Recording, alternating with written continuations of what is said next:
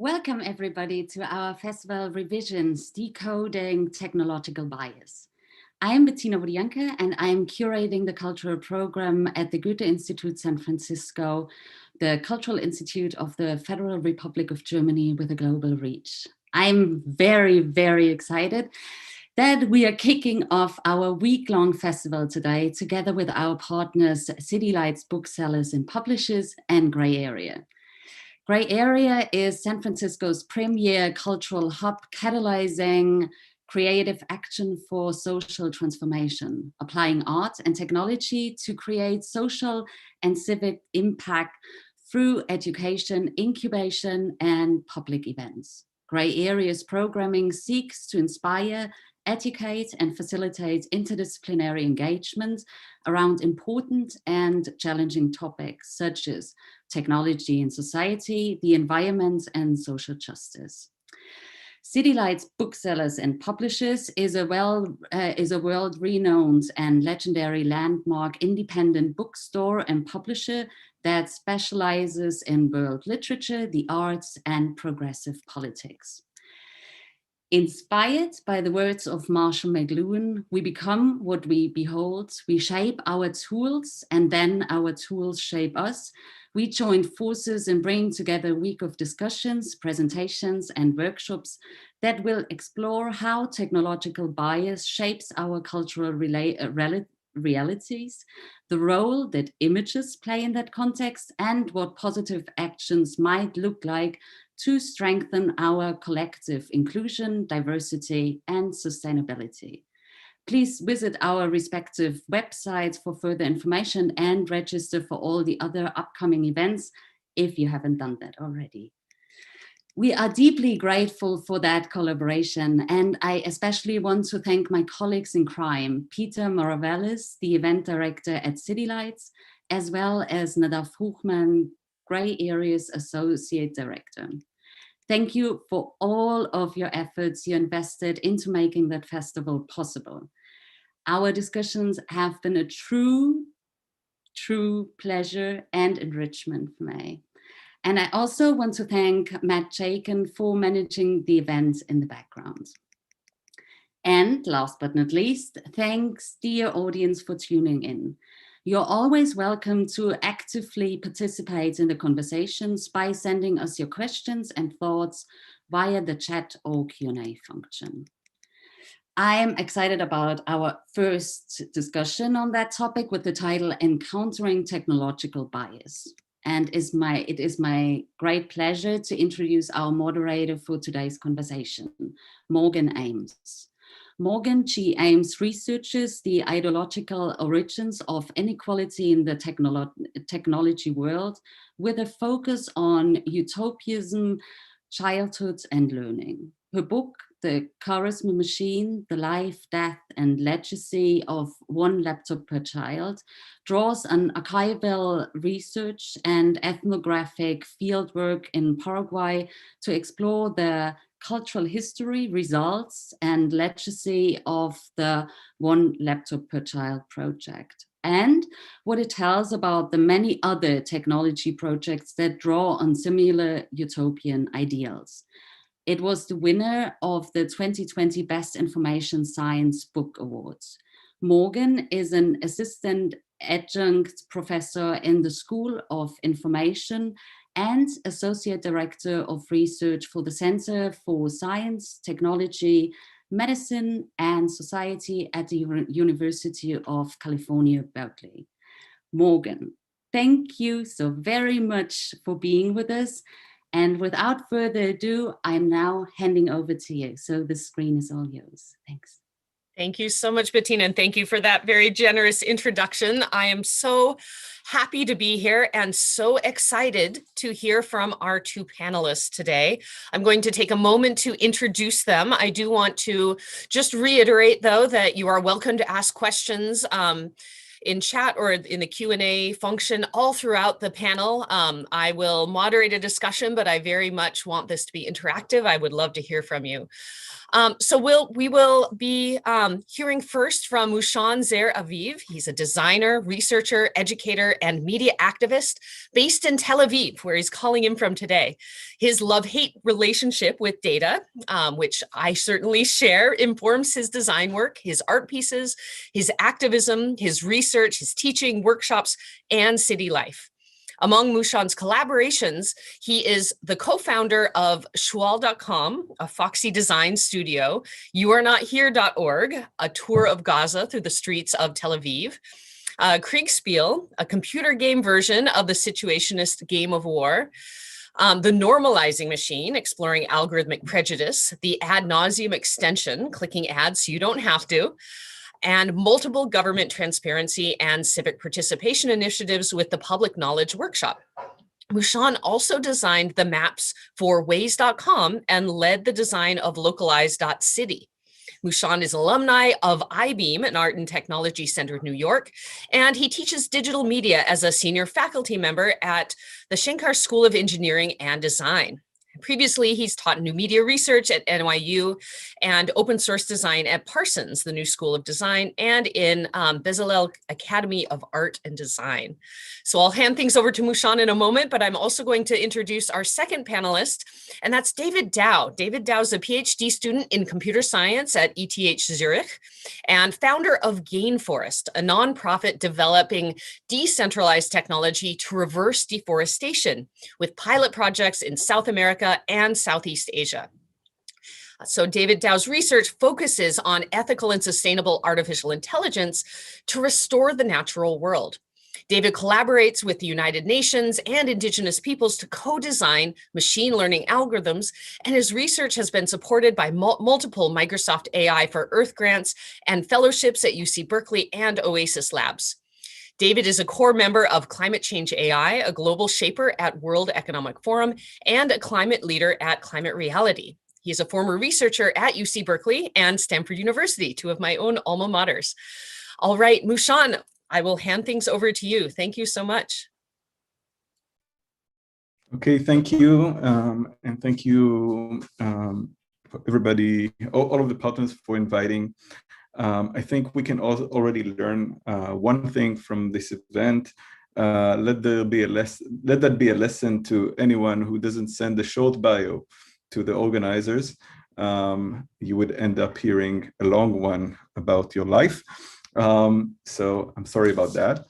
And I will be sharing my screen. Let me do that. Okay, can you all see my screen?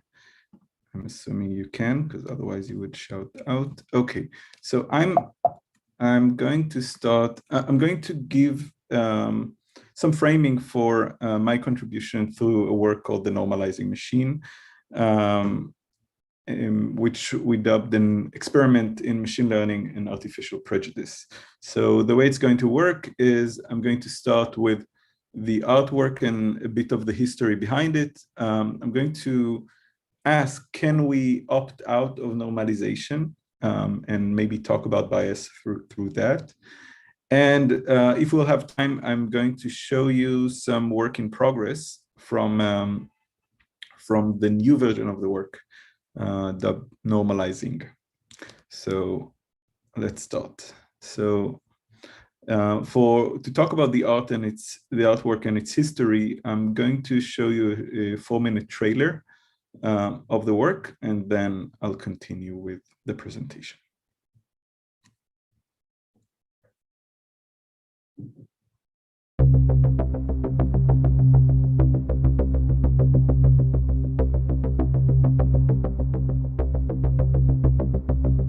The normalizing machine is presented as a scientific experiment. We're trying to teach machines, how does a normal person look like? Machines only know normal. If it's not normal, it's a deviation from the norm. For us, we actually work the other way around. We identify when someone is abnormal. Participants are asked to step in front of a camera, and then they're presented with 2 portraits. They're asked to point at the one that looks more normal. that portrait stays, and then the next one is entered in, 5 rounds like that. At the end, they have to compare between themselves and the most normal portrait. And after they do that, the image is added to this wall. The machine creates categorization of different segments of the face, the eyes, the ears, the nose, and it tries to understand what is a normal nose, what are normal eyes, what are normal ears. It was important for me to make a physical interaction because we have a body. Our eyes are within our body. When we are looking, we're also being looked at. And when we are analyzing, others are analyzing us as well. This is very different than computer vision. Computer vision is vision without body.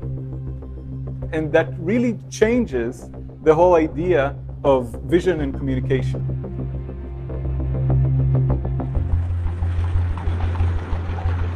In the 19th century, the police in France started to use photography to document criminals.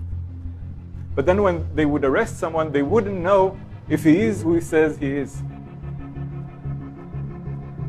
Alphonse Bertillon was a French police officer and forensics pioneer, and he invented the mugshot, that picture that we all recognize as the picture of criminality.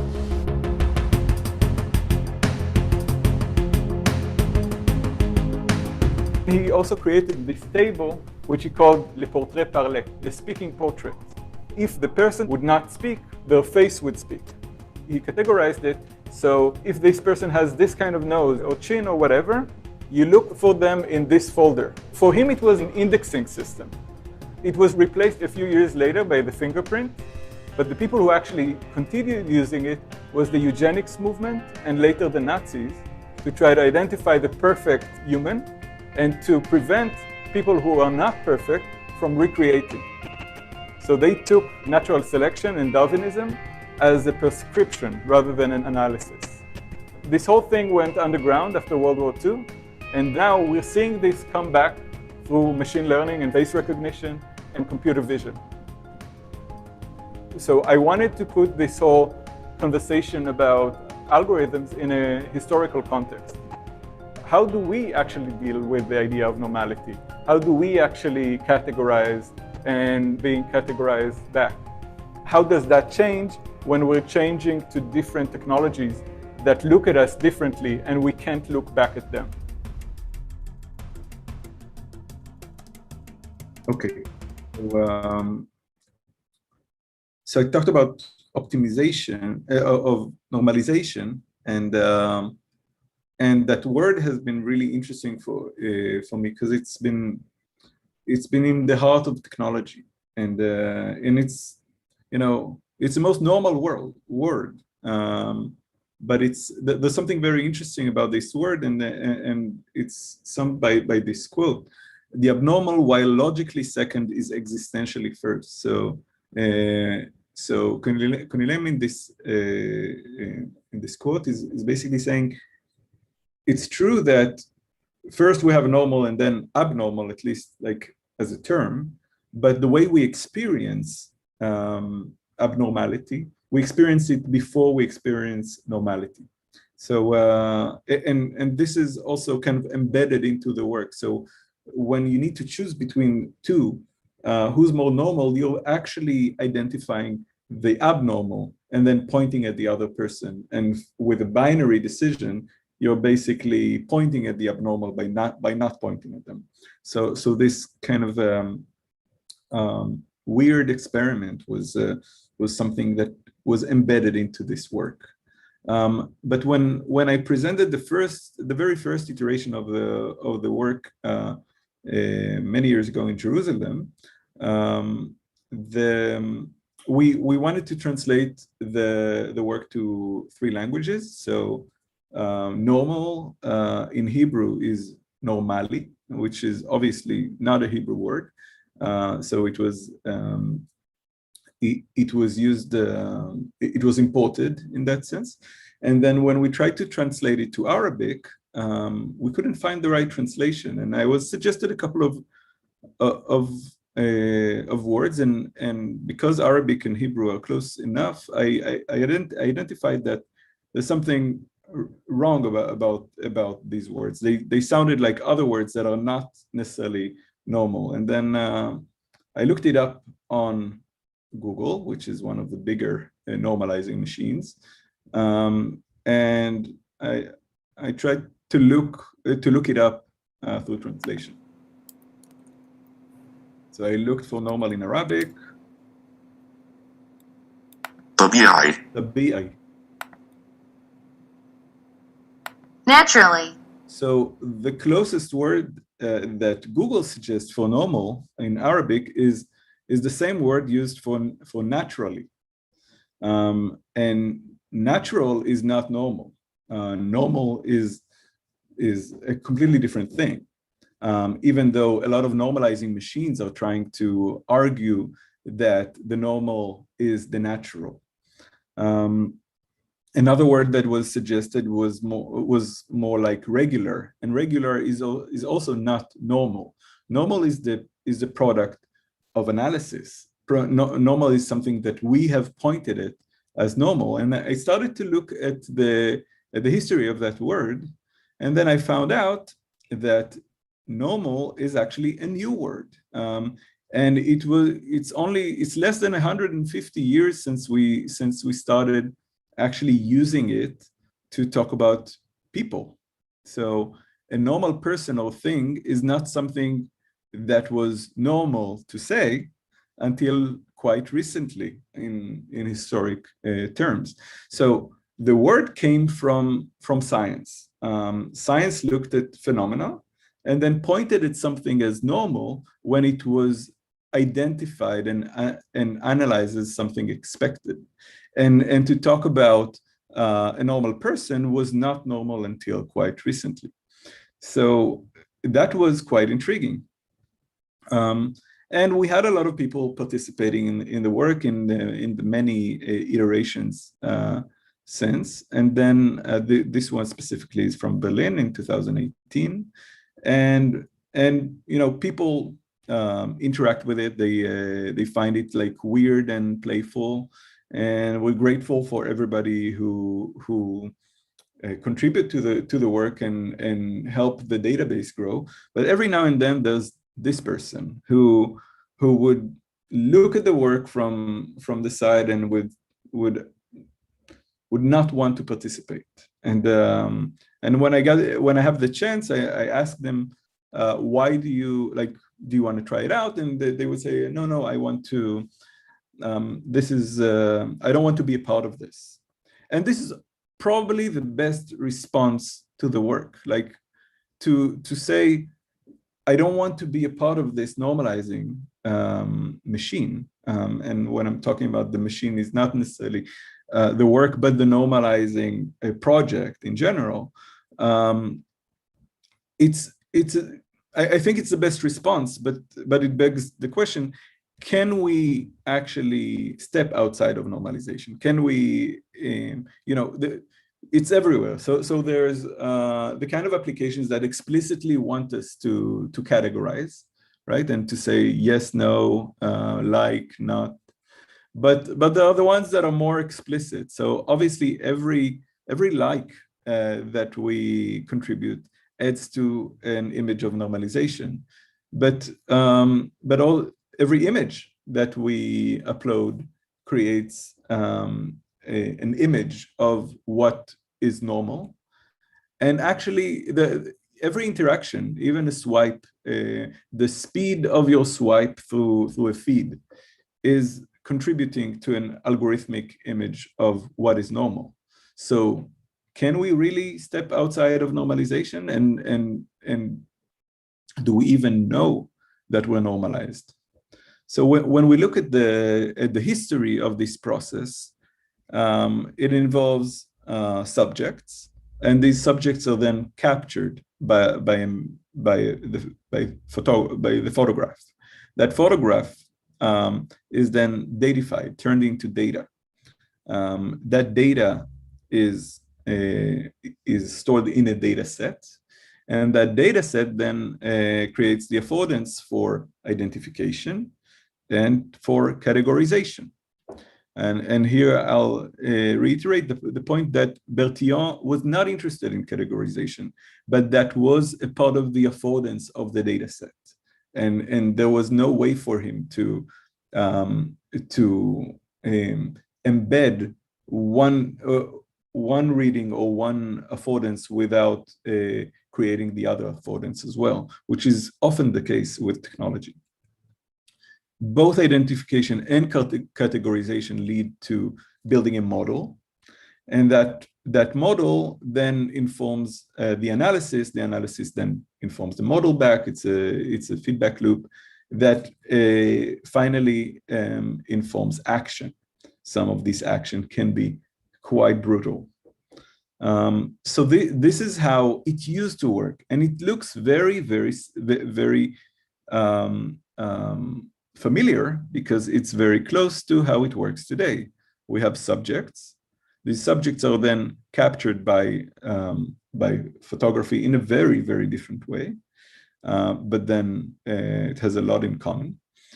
It's datafied and turned into a data set. The data set gives us the amazing affordance of identification. Like, what would we do without the face recognition that would open our phones? And you know, I don't see a lot of other value in face recognition for the end users, but you know, I could be wrong.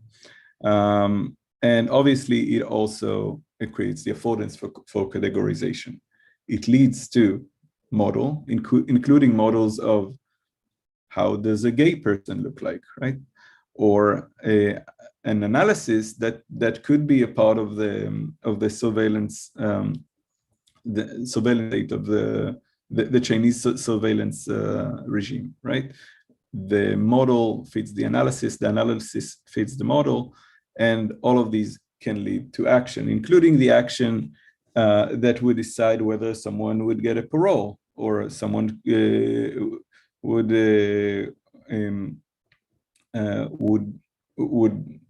you know, go free or not. Like, it informs that action.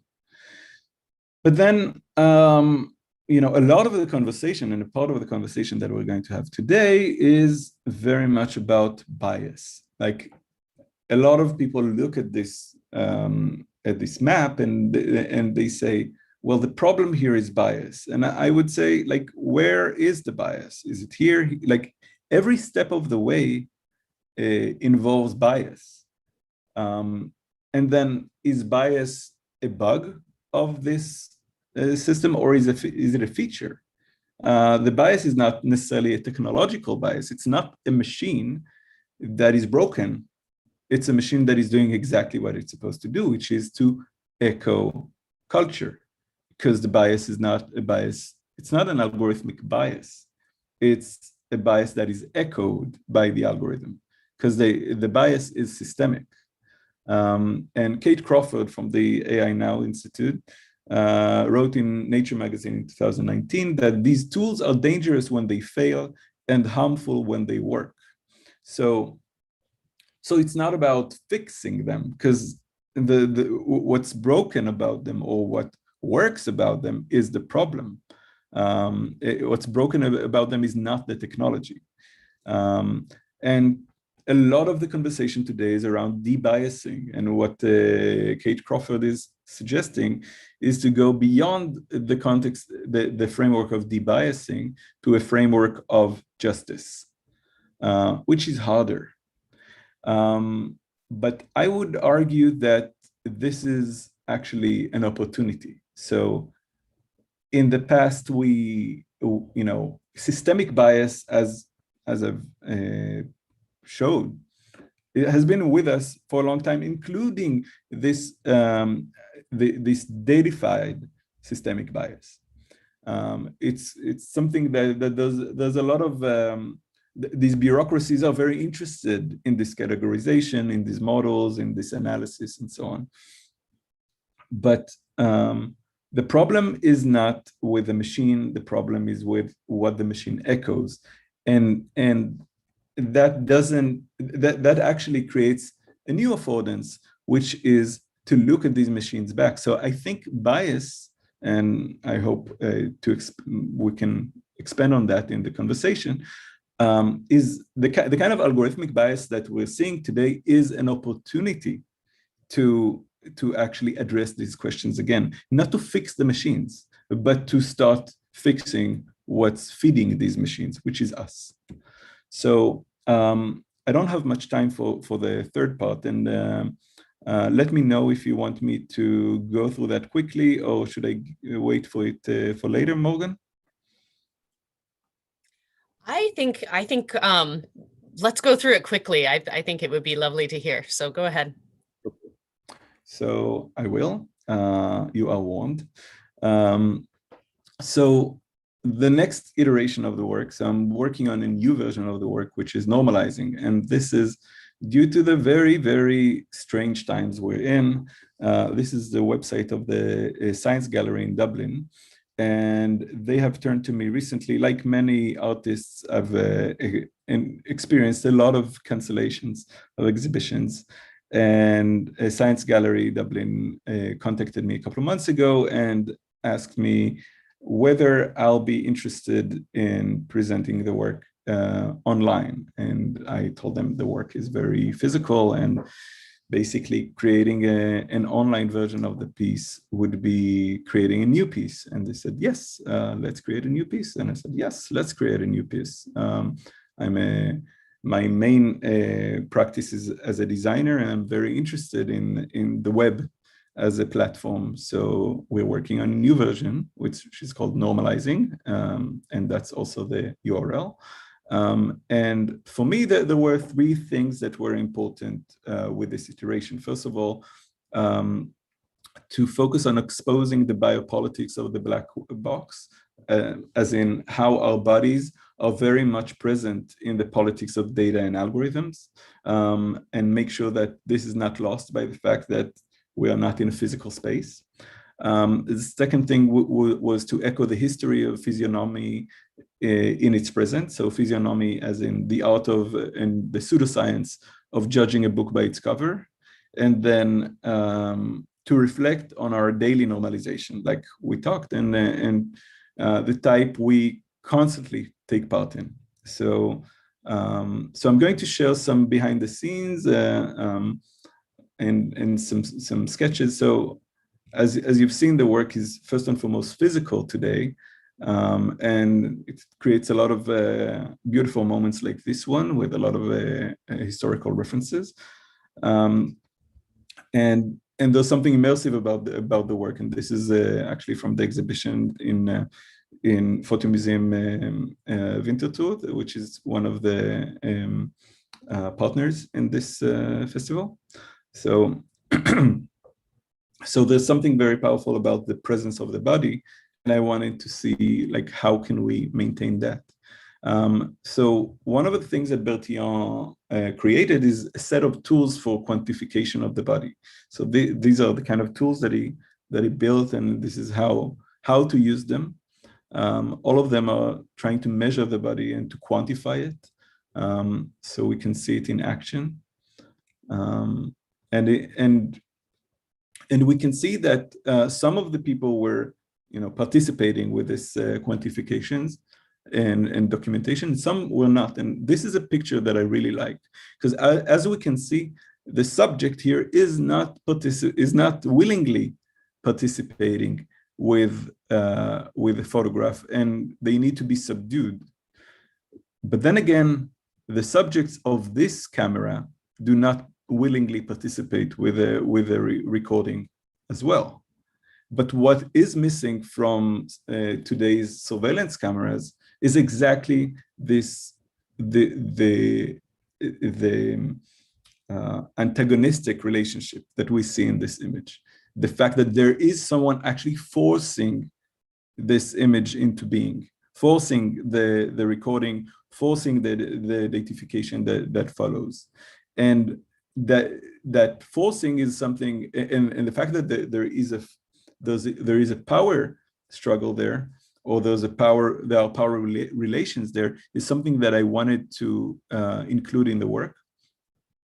So this is, again, a very early mock-up So when you would hold your phone, you would be asked to take a selfie, and the selfie would the face recognition would actually try to make you fit into the frame, and you don't take your actual picture. It's taken automatically for you. As for the pointing and the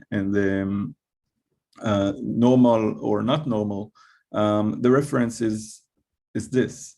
So swipe right, swipe left, which is popularized by Tinder, turns to this. Swipe towards what looks more normal. So this kind of circular interaction becomes something that hopefully is referential for things that we are, at least some of us, are doing all the time. I'm married for 20 years, so I'm not the part of the demographic, but I hear that it's a thing. I'll move on to the output. So the output side of the work is focused on this arrest card, and the arrest cards are the document of the subject's quantification. And you would see that many of these arrest cards have the data entered in, but this one it does not. And we can also see it's signed because the person captured here was not captured by the police, only by the cameras. This is Sir Francis Galton, the founder of the eugenics movement, and who was a guest of Bertillon. Bertillon created this card as a tribute to him, because Galton was very, very interested in the quantification of the body and the face specifically. And Galton actually is another pioneer of photography, because he tried to look at photography as a statistical tool, and he used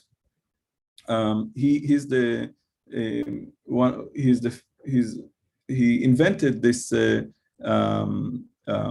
composite portrait. So what he would do, it's a slow exposure that take photographs of multiple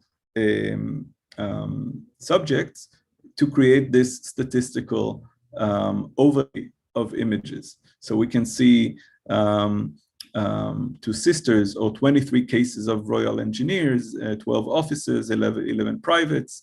How does a criminal look like, and so on, by actually overlaying their faces one on top of the other. So we can see these composites. This is how an officer should look. If we're looking at these officers, this is like the image. This should be the image of an officer, right? So this, by a lot of people, is considered the roots of machine learning, right? We feed the machine with subjects, and we get an image, a normal image of what we fed. And this quantification of the face, like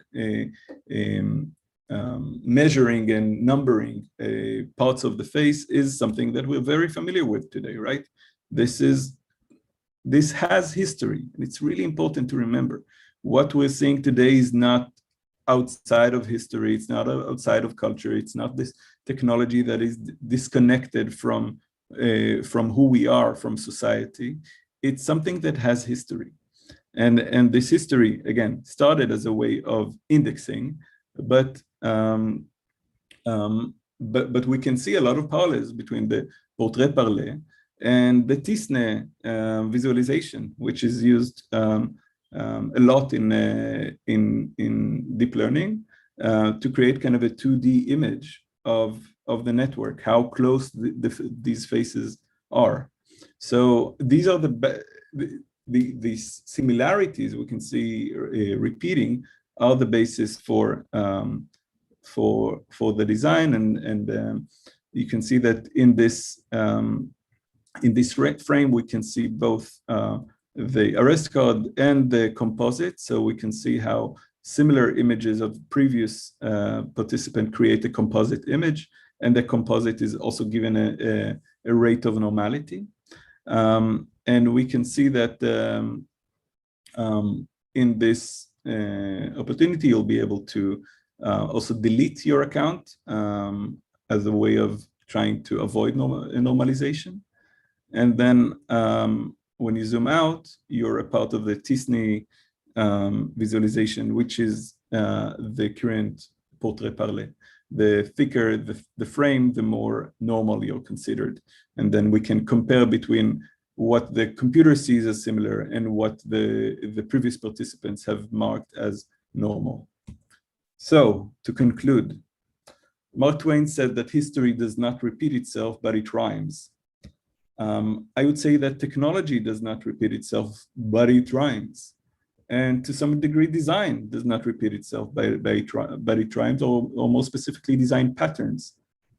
And these design patterns are actually an opportunity to identify a pattern, and identify a pattern of bias, of subjecting and power, and maybe also a pattern of change, because we know that eugenics is not in its original form. It has morphed. We have ways of saying this is not what we want. We can look at how they rhymed in history and maybe act like that again. So normalizing is coming soon. Thank you very much, and I would love to answer questions when the discussion is on. So sorry for taking more time, but I did warn you. Oh, thank you, Mushon. That was so interesting. And we will get to answering questions when we are, after David's presentation as well.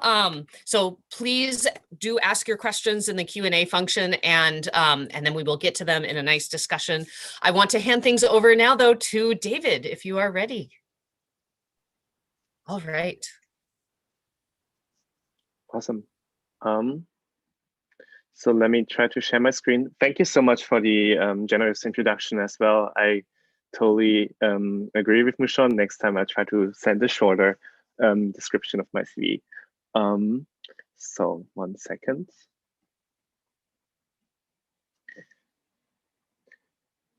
So my background, as Morgan already said, is in the research of artificial intelligence. And I'm a scientist that develops specific models for AI, specifically for the purpose of sustainability. So we work on models that analyzes forest and nature to estimate, for example, carbon value, such that landowners in that area gets paid according to what our algorithm says the value of the land is worth. And that's where we really experience something which is today's topic, algorithmic bias. And that actually is very, very visible and relevant for my work, especially because we work with a lot with indigenous people and communities. And we hope that our algorithms allow them to value their land much more efficiently than just hiring some manual contractor. But because most of the data we currently have is not indigenous, it's not local communities from the global south, but from the global north and from rich countries, our algorithms are trained on forests that, for example, are much more looking European than tropical. And so our algorithms are biased towards assigning higher values towards richer nations. So this is really the first time we really experienced how awful AI can be, even though the intention is really, really good. And this talk here is giving you an overview of 2 projects of mine, which basically explored this issue a little bit deeper in my as a leisure project, and I would like to share it with you.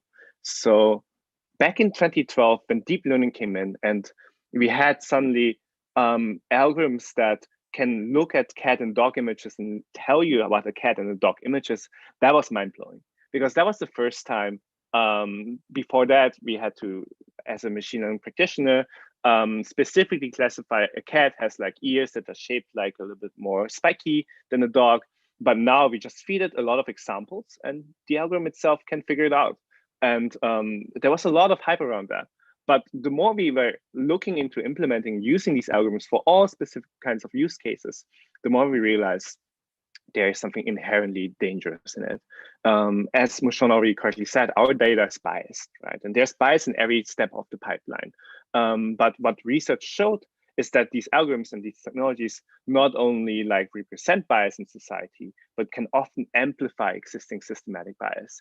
Here, this is a picture of the Algorithmic Justice League at MIT Media Lab, where you have a face recognition algorithm that does not recognize your face the moment that this Black participant takes off her white mask. And this is due to, and can be traced back towards a biased data set that basically didn't correctly represent Black people. And therefore, these algorithms perform less performance towards a specific race.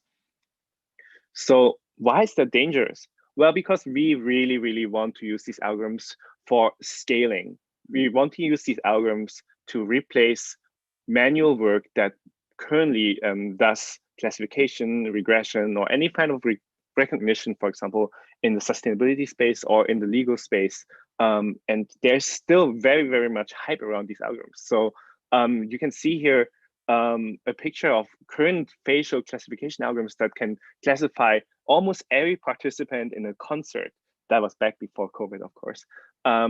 And these algorithms will be used and are already used in analytical scenarios that are scaled. So they might have life-changing consequences, as Mushon already described, because every classification and analysis results unevidently into action. So being aware of that, back in 2018, I created a small GitHub project called Awful AI that basically initially triggered by some examples of how horribly, due to the excitement and not known understanding of what these algorithms can actually be hurtful on, I wanted to just collect a lot of current scary usages of AI, just to hope to raise awareness of its misuses in society from a researcher's perspective. Little did I know that this project, Awful AI, which you can find on github.com/awfulai, blew up.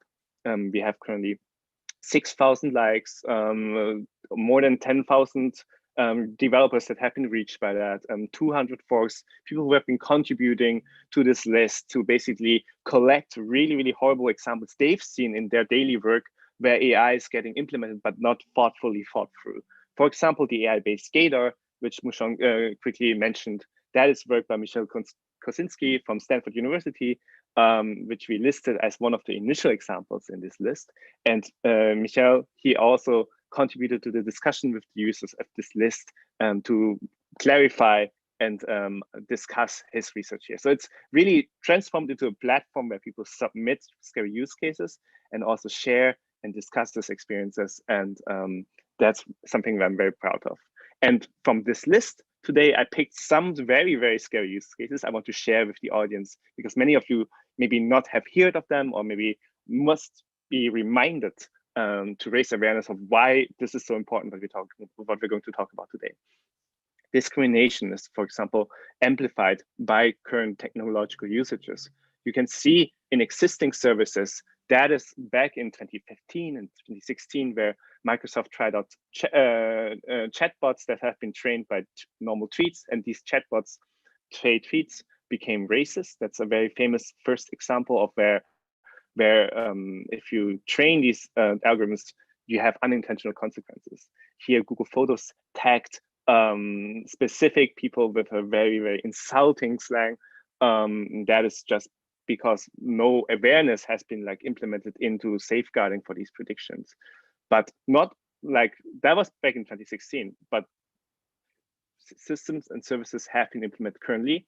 And currently, as you can see, these are very recent examples. One is Dpixelation. Basically, you're having an image which is low resolution and you're using an algorithm to make it higher resolution. And these are very biased too. So you have, for example, an original low resolution image of Barack Obama, and he will in many, many cases be converted into a white male. This on the right side is the Twitter auto crop algorithm that fortunately now they have removed recently. But what it does is when you have an image that is too big to show in Twitter, Twitter's auto crop algorithm will focus on a specific, what it deems interesting part of the image and displays it to the user. Here there's an experiment of two very long images, one with Mitch McConnell and one with Barack Obama. And as you can see, this algorithm has a specific preference towards who it wants to display. Face scanning algorithms are used currently also increasingly in job applications. So to scale the fact that, and this is actually one of the reasons why I initially implemented this list awful AI, because I saw this example and I felt it was just deeply wrong. That nowadays when you apply for a job, you're not even like talking to your recruiter anymore. You're talking to a machine that records how you speak. And from your body language, from classification, it gives already a summary of like how well you're doing before the recruiter even sees you. And you can imagine, and we've seen that job applicants, for example, with African American sounding names, already got few callbacks because these machines have been implemented. Even more scary, these machines are used for predictive policing. And DLDP uses machine learning algorithms to predict where crime rates are going to happen in the near future. And as we all know, these historic data sets of historic crime rates are systematically biased towards a specific race, specific communities and minorities. And this is also reflected by these algorithms. And that creates a very, very dangerous feedback loop, because more data is collected, more predictions are put into specific districts of minorities, and you basically cannot get out of this loophole. Compass is a risk assessment algorithm developed as a black box. No one really knows how it works, and implemented by legal courts in the state of Wisconsin, which predicts what is the likelihood of a suspect to basically recommit a crime. And no surprise, ProPublica showed in a very, very important article that it's biased towards Black minorities. And this hype pushes people to think, because this market currently is very weakly regulated, and people, AI algorithms have been more and more easier to access and build. Ethical AI algorithms not. Many companies, and this is a startup in Israel that has raised like a huge outcry because it claimed it can use face recognition algorithms to predict and classify who is, for example, a terrorist, a pedophile, a white-collar offender. So really, you can see that profit and hype around these AI algorithms pushes people towards thinking that these algorithms are the solution for the Swiss Army knife for a lot of things, without really considering the consequence of bias. Clearview AI collected 3.9 billion Facebook images, faces from social media illegally, and it used that to basically create a database of human people that can then be used for law enforcement. So here, this is, for example, not agreeing on sharing your face, and then it's used in machine learning algorithms. So what's next? Like, this is the state of the art currently. This is what's already happening, and that's already very scary. But we see, for example, that these AI algorithms, as said, can be used to predict not only like or people use it to predict sexuality from the face, or even political orientation. Here, for example, on the left, you see, depending on the image, is that's an image that would display far left for a specific person and far right for another. So like images developed for specific political intentions. And also the face is not the limit. Here we have a classic example of what is called gait recognition. The way you walk is a very, people have been suggesting that the way you walk is a fingerprint of a person itself. That would then allow, if you analyze it correctly with machine learning, to also detect who you are, even though you're hiding your face. You're generating nowadays algorithms that can reconstruct faces from voices.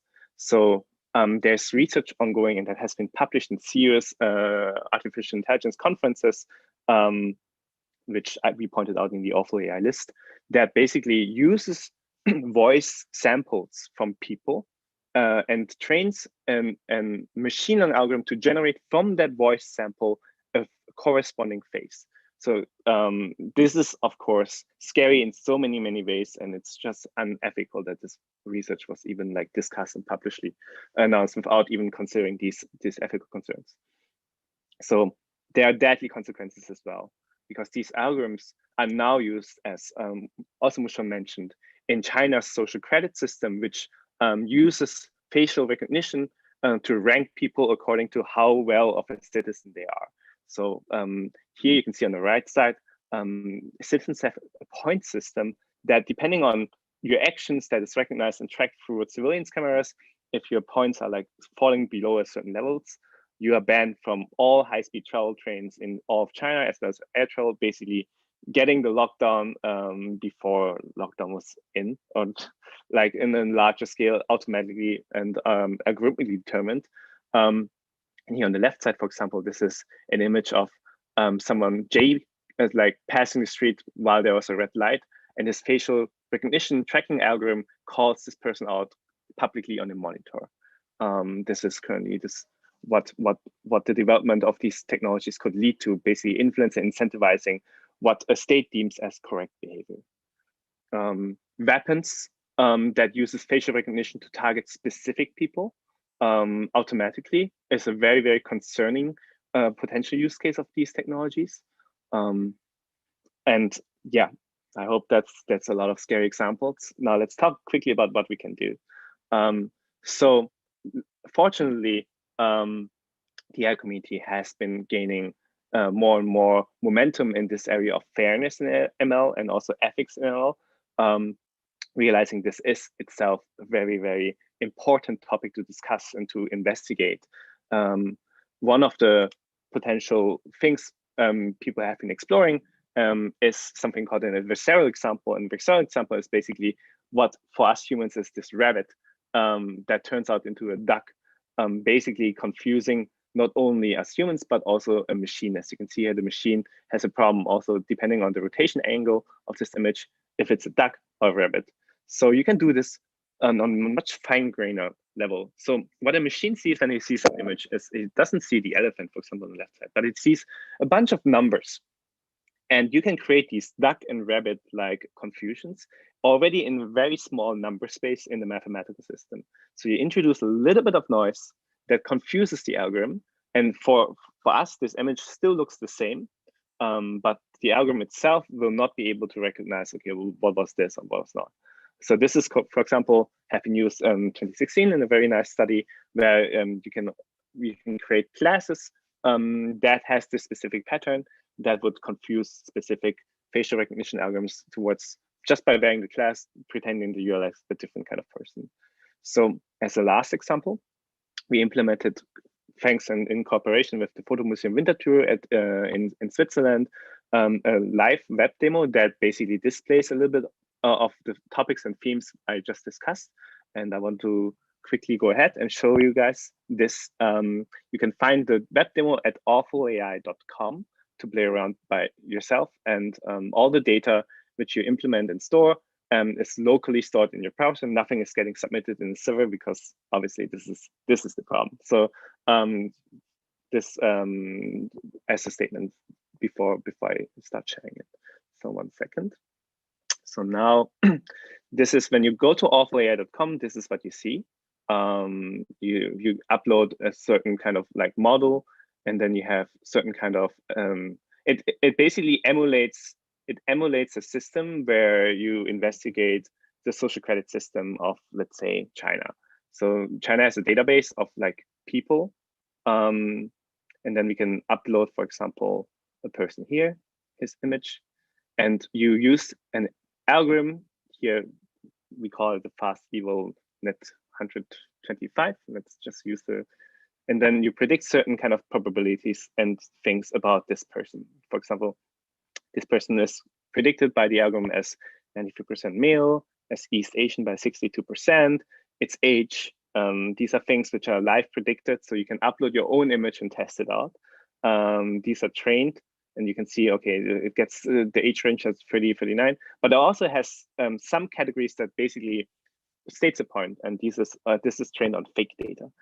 Here, for example, potential classification targets such as normal and abnormal sexuality. Here, this person is classified at 70% with normal sexuality, and a citizen score if this is an ordinary or good or enemy citizen. You can see that here. So this data set by itself is already biased. You can play around and see that certain kind of people are deemed towards to be more good citizens than other certain kind of people. And one of the things which this algorithm this website displays is basically the adversarial method that now, if you know the algorithm you're using to classify your image, you can choose adversarial methods from research, let's say here fast gradient stochastic method, and generate an image that is perturbed, confused. And you can see here the differences if you play around with the noise level, what the algorithm basically will confuse it at. So you can, for example, choose a method such as target FGSM and look for how do I perturb that image such that instead of saying it's female, instead of saying this is a right person, maybe a Southeast Asian person, and then it generates exactly that noise that is specifically targeted towards that. And as you can see, it changes, even though the image looks for us as same as the one, changes into Southeast Asian with 66% confidence by perturbing it such that we don't see the differences, but the algorithm sees the difference. But you can also explore then what does that mean for the algorithm? Because like, okay, we know it's a black box, but the moment it's a Southeast Asian, for example, we see that normal sexuality here from 80% drops to 65%. And you see also an increase of potentially not a good citizen, but like an ordinary citizen immediately switched. So you can see that this algorithm itself, these categories are linked together, and that could be very dangerous. So please feel free to play around with this. And if there's any questions, my Twitter is DWDDAO. I'm happy to help and looking forward to the discussion. Thank you so much for taking the time to listen to me.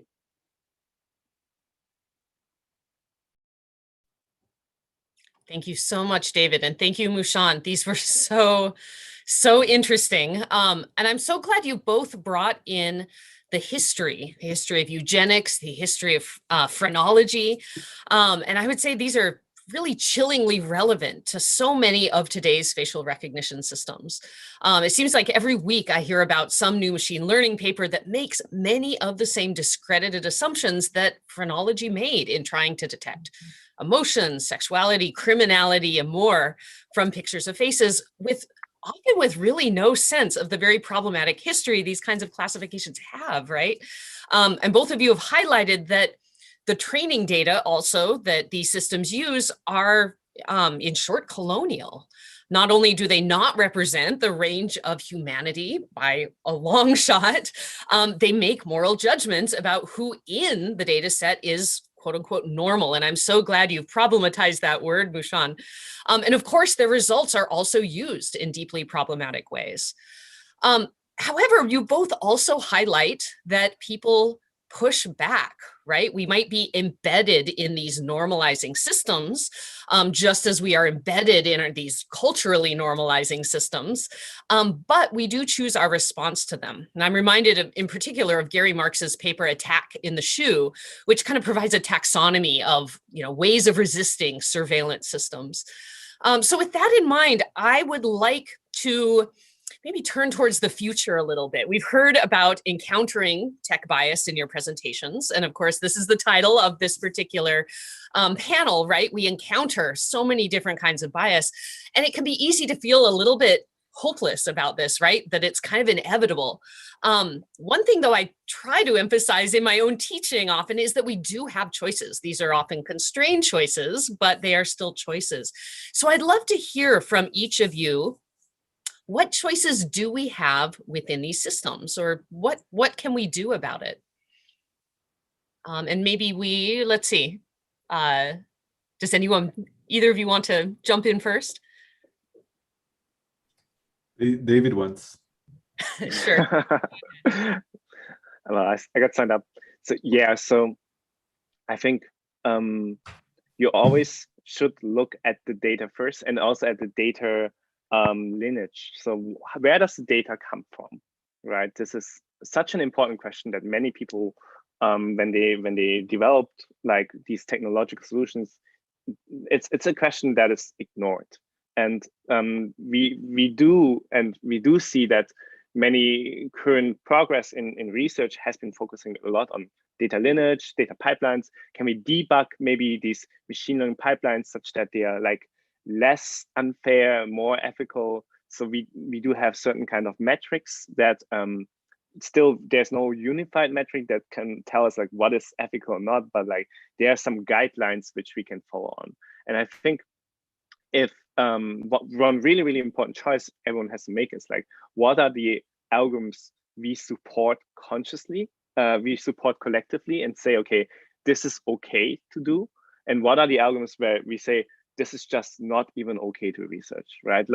It needs to have an ethical committee that discusses, okay, what are the data sets we are allowed to use? What are the data sets that that is maybe checked, that is carefully curated, and what are the algorithmic use cases on that data set that is even considerable? It's very similar to, you know, when CRISPR comes in and it allows us to edit the human genome. We don't edit embryonic humans, and that is for a good reason. And we should really think that through also for algorithms which we develop on certain use cases. That one point I would like definitely emphasize. Yeah, I would add to that, like, I'm to some degree, I feel like some of our fascination, especially as like through the arts, with these problems, is a part of the problem. Like the fact that, including in my work, we often are kind of enchanted by the dark possibilities and the power.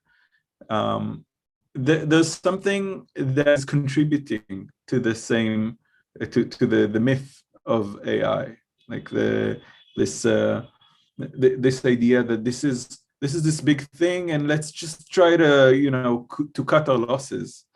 But recently I've started to think more about, in general, to look at friction as an opportunity. So I think we see friction. We see friction between what are the promises of these systems, and how do we respond to them.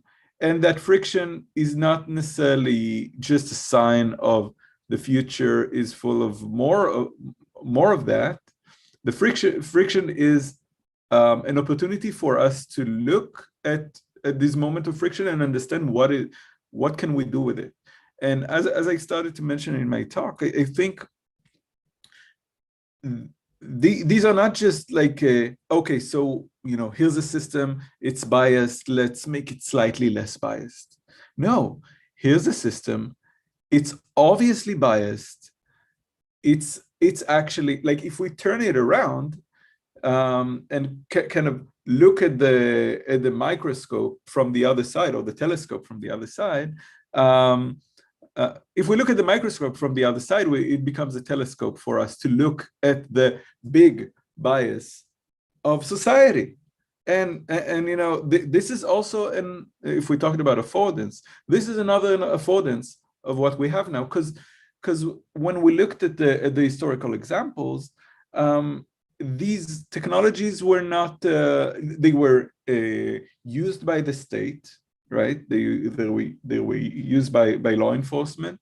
They were invented by law enforcement, and they were not accessible to us in any way. But now we are in a different, you know, politics of information, and there is an opportunity for us to turn these technologies on its head, on their head, to actually examine the biases that are there and were there before technology. They are amplified, but they can actually be scrutinized if we demand that. So I see not only a danger, I see an opportunity. Maybe to quickly add on this too, I think one really important point is also that these algorithms are currently oftentimes designed in a silo by an engineer that has data, and he saw that data somewhere. Maybe he got it as a contract from some law enforcement that has got this data, and now this algorithm which he develops he developed it on his own without any co-design of the stakeholders who are involved with, right? And this is a decision, for example, which I learned through my work with indigenous communities. When you design you impose your algorithm to them, because the predictions will influence how they behave, how they earn money, how communities behave without their involvement and their saying. That is just modern colonialism from the technological community. So a very, very important choice we all can make from the tech community is, when we design algorithms, we have to co-design them with everyone who is involved and can be conflicted by the predictions of this algorithm. Oh, thank you. I love that example, and I love that you both agree that in some ways these data sets, for example, need more regulation. I mean, in a lot of cases, they were labeled by random people on Mechanical Turk, right? Like these are not kind of well curated, carefully done sets, and it's hard when we're talking about very big data sets, right? And Mushon, I love that you talk about, kind of the tech utopianism around this, and also the tech dystopianism. And in some ways, I see them almost as a flip side, right, of the same kinds of narratives. And in many cases, both of them, again, maybe sometimes take away our own agency in these systems. I've also been hearing a lot about the promise of public participation, deliberation processes. Some of my legal colleagues are thinking about maybe borrowing techniques from legislative process, where there's a lot of public involvement. Of course, there are flaws in those systems as well, but I'm wondering if you have any kind of concrete thoughts, and I know, David, you've done some of this work with Indigenous communities, about what that looks like and what pitfalls people maybe need to watch out for. If you, for example, citizen science is a great way to collect data. Data right now is super biased. We have certain kinds of stations, research stations, data collections that basically emphasizes a specific community, but like leaves out a marginalized one because there's no infrastructure to collect data from them, right? So I think the state and also like maybe consciously society needs to step in here, because the infrastructure is missing and we know there's a data gap of these communities. They are not represented correctly, right? And if we claim our algorithms are basically implemented for everyone and everyone's will be affected by them, we need to collect more data from these communities, and that happens through public participation. So there are certain pitfalls from my work which I experienced through public participation. It is, for example, the design of the data collection itself can be biased too. So we try to collect data, for example, from environmental data, which is the temperature of water when you scuba dive. That is very important, for example, to predict and classify if corals are breaching, if marine protected areas conserved very well.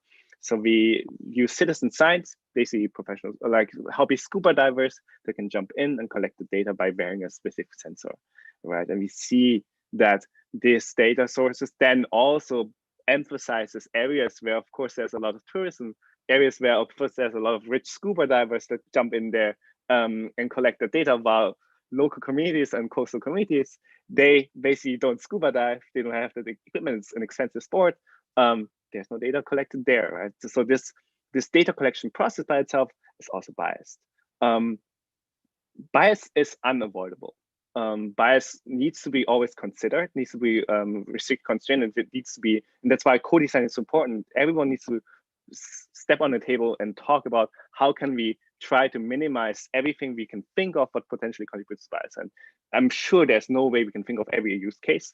But hopefully over time, when we do this as society more and more and more, we have a list that is overgrown, like the awful AI list, like maybe a good AI list, good practices that can then be used, for example, for government, states, and also companies to implement healthy practices of data collection, data training, and best practices. And I think this is something that requires public participation, that requires working together with stakeholders from governments and from all sectors. Yeah, I think that there's a huge role to play in the future. Yeah, I think the only thing that I would add to that is, again, and this is going to be a mantra for me for the future in general, is that friction is an opportunity, right? So we need friction to be a part of the discussion, because it is a part of the scientific discussion. It's not a part of the business discussion. Like, these are machines, these are statistical machines. They have a level of uncertainty. Statistics is the science of uncertainty. It's not the science of certainty. It's a science of uncertainty. And, you know, we need the media to be more, to communicate that. Like, every time you hear machine learning or AI or all of that, the next sentence should talk about levels of uncertainty. And that is friction. And this should be a part of our discussion. Every time we hear that, we should immediately answer, what is the level of uncertainty? What is the acceptable level of uncertainty? How is that acceptable? And then return to this beautiful term that we should all think is beautiful, the benefit of the doubt. There is benefit in the doubt, and we need to embrace that benefit back into our discourse, and finally also into our legislation.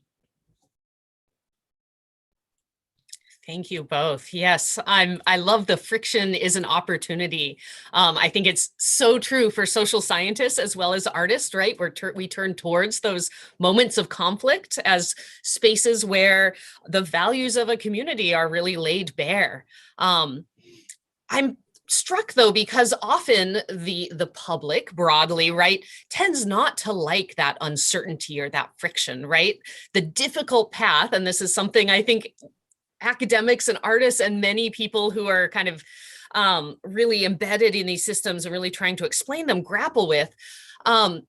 Reality is muddled. Reality is complicated. It's nuanced, whereas many want a kind of narrative of either utopianism or dystopianism.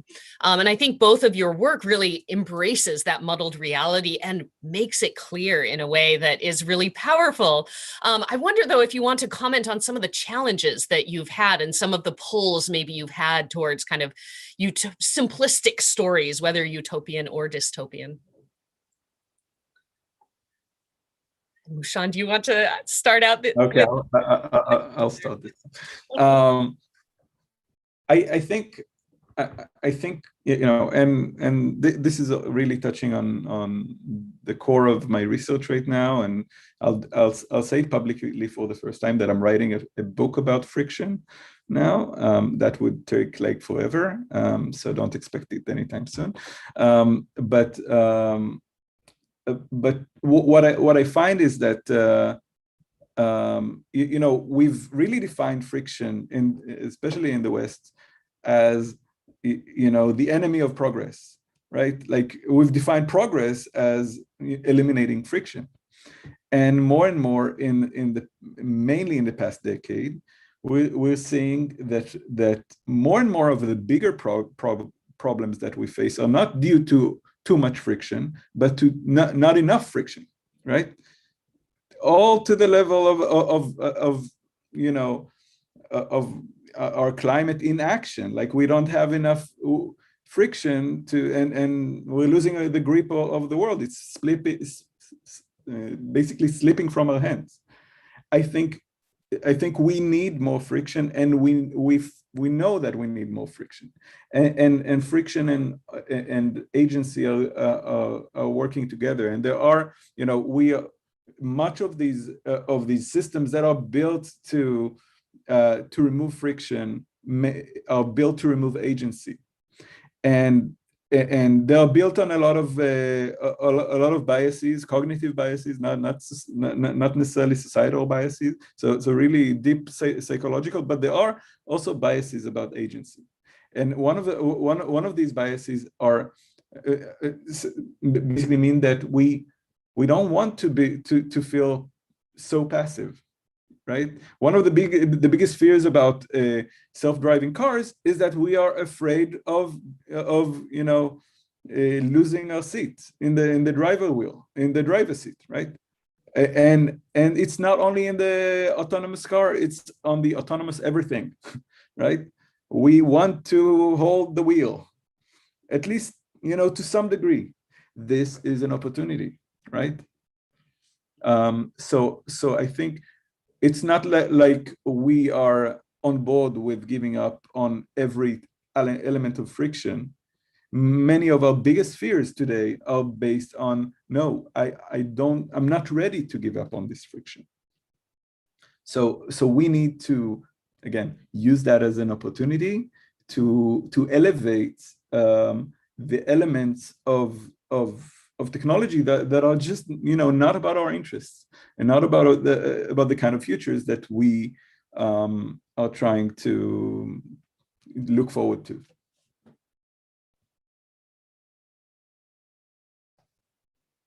Oops, sorry, David, go ahead and follow up if you would like to. Yeah, I think to add up on this, like you mentioned, climate of action, climate itself, climate change crisis is actually a very great example of what happens when like things are going so bad that you have a very clear statement, like you need to have clear statements in order to anticipate action. For example, in climate change, we always talk about we need to reduce our global emissions by half in the next 10 years to basically keep a chance of having 1.5 degrees, right? So this is the statement. But the actual real statement is, if we can manage to reduce our emissions by half, we have a 60% chance of having 1.5. So the 60% chance is the uncertainty which is missing out on your statement, right? Which makes things even scarier. Right. So in a certain sense, ethical AI is very similar. When I created awful AI, it was not to dark paint AI as a horrible use case, right? It's like, it is not like this. AI, artificial intelligence, machine learning has so much huge potential to do good in the world. And this is what I believe in. And when we properly execute these training algorithms, it has a huge benefit for society and for humankind, in empowering marginalized communities and allowing them to access resources that have not been accessible before. But it was really not hard to find these horrible examples, right? It was really not hard to find these awful examples because this is also part of the viewpoint. And I mean, it looks like it paints a dystopian image, but sometimes I feel like we need to make use of how we humans access media and how we process information. And sometimes an urgent call is much more useful and than having a more detailed call. I've always, as a scientist, I always emphasize that you have to have like asterisks that links to resources where you can read up on more details, right? But our attention span is very short.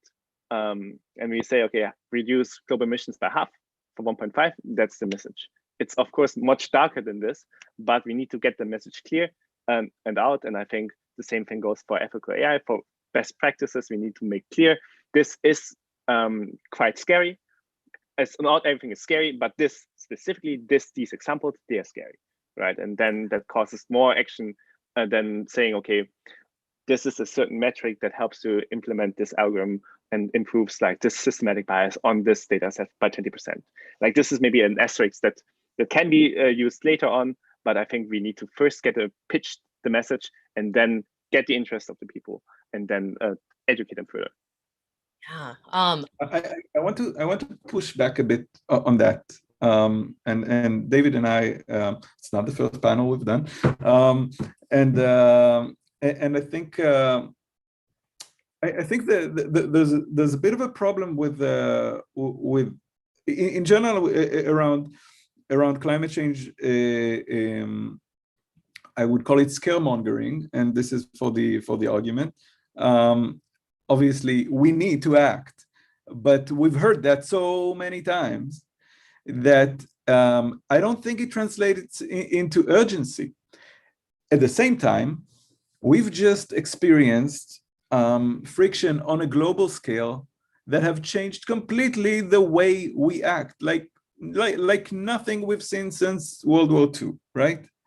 And it came from our relationship with our environment, and it did create this kind of urgency. And there was no prediction algorithm that was informing us about that. At least not anything that we were that was anywhere in our awareness, right? So first of all, what we're getting from that is, fuck prediction algorithms. They didn't tell us about COVID-19. That's one. Second, like, we can work, we can actually adapt quickly and to an urgent situation. Like, obviously, it took some of us much longer. Looking at you, the US, and you know, the price was different in different places for many different reasons. But I think at this point, and I hope I'm not jinxing our world at this this moment, but I think the main lesson of COVID-19 is that we can act. And we can act on a global level, and we can collaborate scientifically, and we can make changes on a personal level, on a societal level, on a national level, on an international level, to accommodate the urgency that the environment produces. Now, how can we take that and use that for reframing the climate urgency that does not exist at the moment because it doesn't have friction, or at least not on a global scale. I would say California feels some of it, right, with the wildfires. Some places have felt it with increasing tropical storms, but you're right. I think it's not something. It's not a simple story. It's different in every place. I feel like the desire for simple stories is true among developers too. So I'm often frustrated by claims that we can, just calculate and subtract out bias, because I think, as you both highlight, bias can creep in at all steps of system design and use. And one thing that I have training myself as a computer scientist before I went into the social sciences, and embracing that complexity was really not part of the training I received as a computer scientist, right? And this connects to a question that Cynthia asks about how the word normalization, might be a function of the language in which software developers work, or maybe the customers or use cases they intend to attract, right? The word normalization might translate into certain languages and not others. They might have different valences in other languages. I would add as well to Cynthia's question that so much of software development happens, of course, in English, even among international teams. I think about the work of a colleague of mine on the Lua programming language, a Brazilian team who developed this language in English because they wanted to be able to recruit people to use the language, right? So I'm wondering if you could comment a little bit about that question of language that Cynthia brings up, and kind of the broader context of software development. Yeah, actually, before I'll just mention that before Alan Turing started to talk about artificial intelligence and thinking machines, his research was in normal numbers, right? And normal numbers in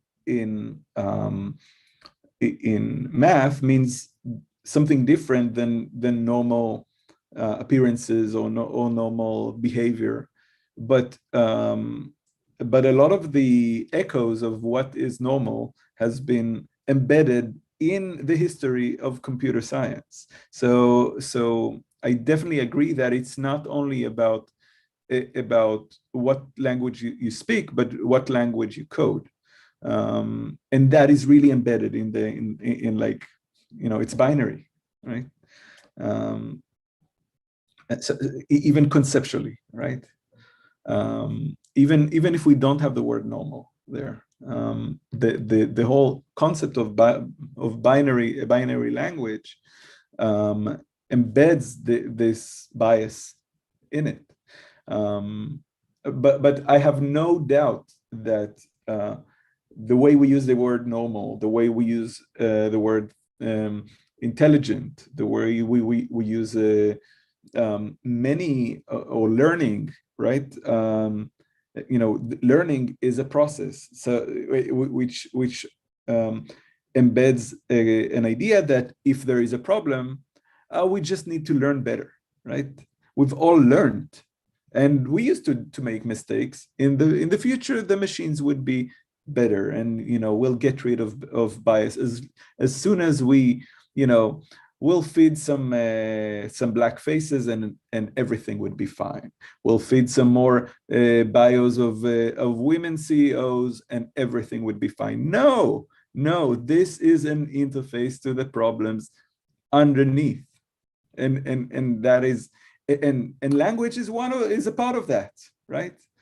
And science is a part of that. The whole concept of how, and I like the example of the word normal because it's an example of a concept from science sipping into everyday language and into culture. We did not used to talk about people as normal. That would be weird.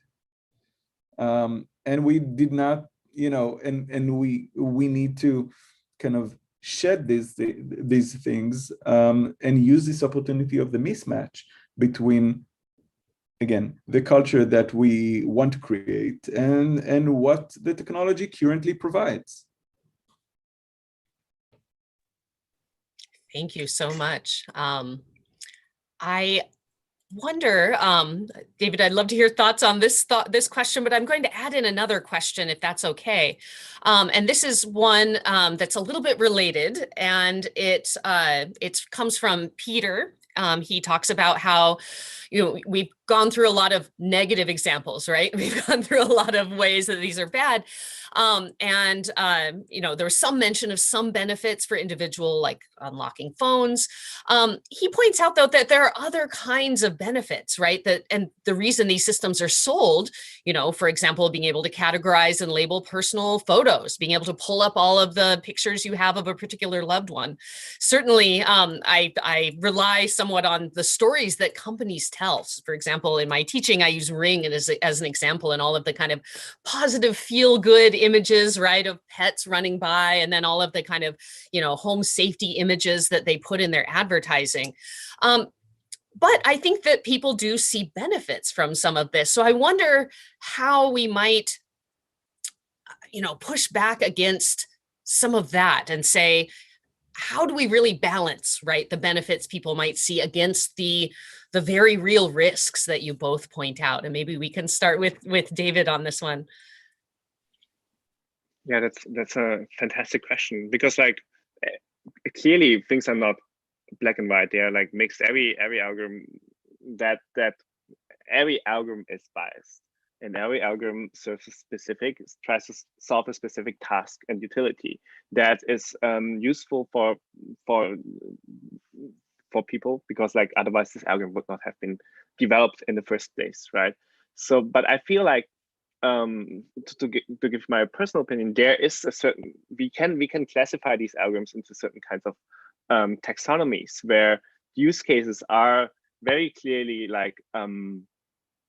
borderline, such that to take the CRISPR example again, there are some certain things which we think we should, even though maybe there's an initial beneficial use case, such as maybe decreasing the crime rate, we know that the data set itself cannot justify that we can have these algorithms implemented into the legislative system, for example, or the jurisdictional system.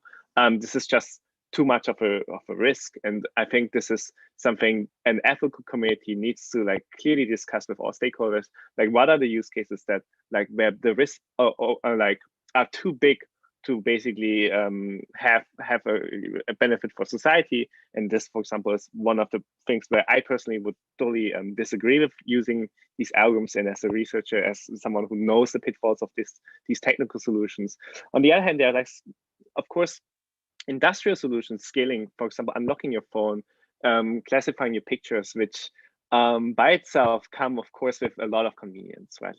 Labeling millions of pictures is infeasible, and an algorithm that can do this, I mean, if it's doing it sometimes wrong, you still want to access that benefit, right? But I think the whole picture is not really told here yet, because that data which we are feeding into the algorithm you're getting is just one algorithm your data is getting used at, right? And this whole conversation is not very transparent either. So I think the user, when he sees the benefit of a specific service of a data set, is only because he sees only a specific output of it. But I think we need to have a much more bigger discussion on fully opening up what is actually used with your data, what kind of other algorithms are trained on it, and then maybe you are more concerning of like, am I supporting this or not, right? So for example, we all know that when you submit images on Google Photo, this is of course nice because it trains an algorithm that tags your pictures, but it also uses it to basically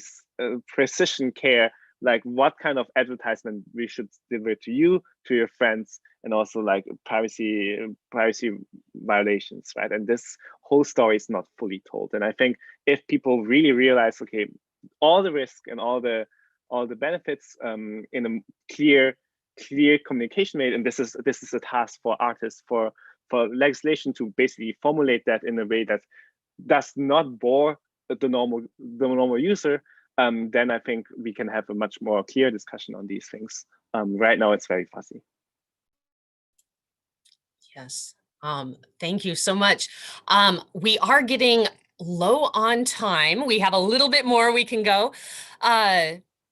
There is a great question that comes in from the live stream, and which I would like to raise, and I feel like it's a nice ending question for both of you. Could you address the collision between power politics and activists working on social justice? In your eyes, what concepts do activists need to value when considering how technology is used to shape and control public opinion? And I might add in a couple of really great questions by Ben Bogart in the Q&A, because I feel like they're related. So one question he raises is, can we bridge objectivity with decolonizing efforts to raise suppressed epistemologies, emphasizing relationality, situated knowledge, et cetera? This is something I've certainly seen in kind of activist circles, right, working with social justice. And Ben also asks, do we see a resurgence in shallow learning and small data as a response to the dominance of big data and deep learning?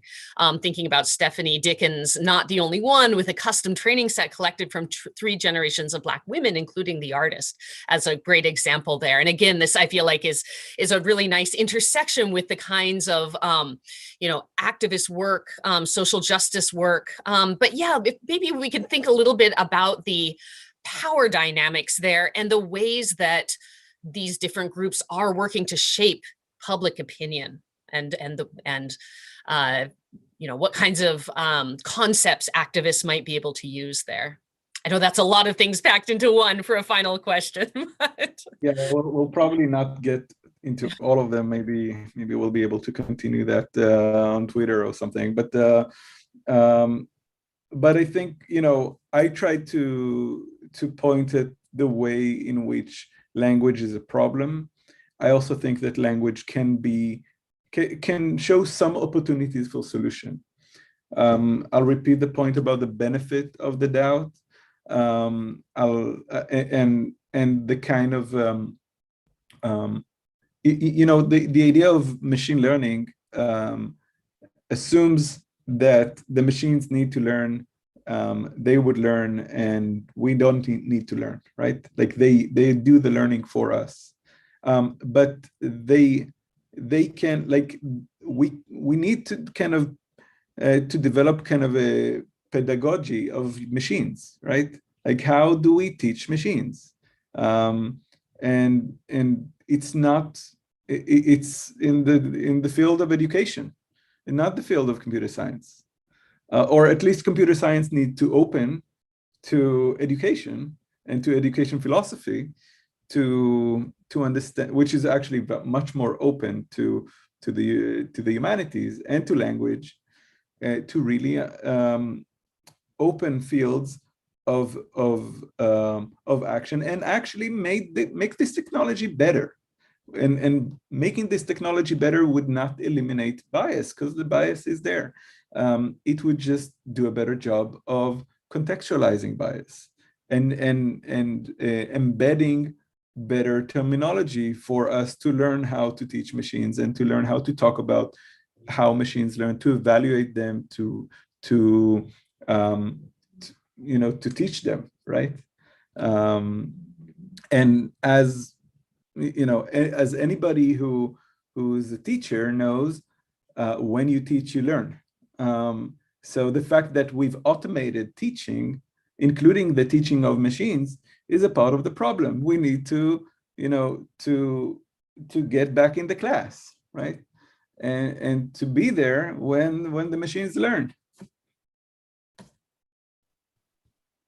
I think to add on this, I totally agree. Education is the key that enables like a much more fine-grained view on this. But also, it's not only like going back to class, but also observing who's sitting in the class right now, right? Like, who are the people who are developing these algorithms? And you will be surprised, but like maybe not. But if you walk through Silicon Valley, it's a very specific type or a class of people that have access to this technology, that have access to this data, and also the education to understand what's actually going on and happening, right? And then there's no surprise that the algorithms which we develop look very similar, right? They are serving a specific solution and purpose for this specific group of people who think all in a very similar way. I think if we open up that class, which Mushon said, and not only think about, okay, how should we teach machines, but also opening up as a free education for people who would usually not ever teach machines, right? Like, for example, maybe we can drop this school fee, right? And let people from developing countries, indigenous communities, try out with these technologies, have this discussion, also learn about this. We would learn so much more things we have never really even thought about, right? Like, for example, that language itself, maybe like words like normalizing, it's really important concepts in, for example, the Western society, like our civilization. But for example, other communities, indigenous communities, they have different kind of concepts. They have different kind of time understanding, and these are not reflected in our current models, right? And you can imagine that if you open up the class, if you democratize technology by making it accessible, easy to understand, and maybe also represented in the language native people speak at, we will have a much more diverse field and a much fairer computer science field in the future. Oh, that's a wonderful note to end on. And as an educator myself, both of your answers are certainly close to my own heart. I think I can say confidently that we all are doing the work that we're doing because we do think we can make a difference in this, right? We see a better world. We see a path towards it. We are working towards it. I just want to thank you both for wonderful discussions. I love this opportunity to get to know your work. And I really hope we can continue to be in conversation in the future. I do want to let everybody know that in only 20 minutes now, or 23 minutes at 12 p.m. Pacific or 3 p.m. Eastern, the next event in this series with Jillian York on Against Techno-Solutionism, Why We Can't Regulate Our Way Out of This Mess will be starting. And I think this will really be an interesting continuation of so many of the themes that we have been discussing today. Thank you both. Thank you, Bettina, Gray Area, City Lights, for putting this on. I am so grateful to be here. Thank you so much.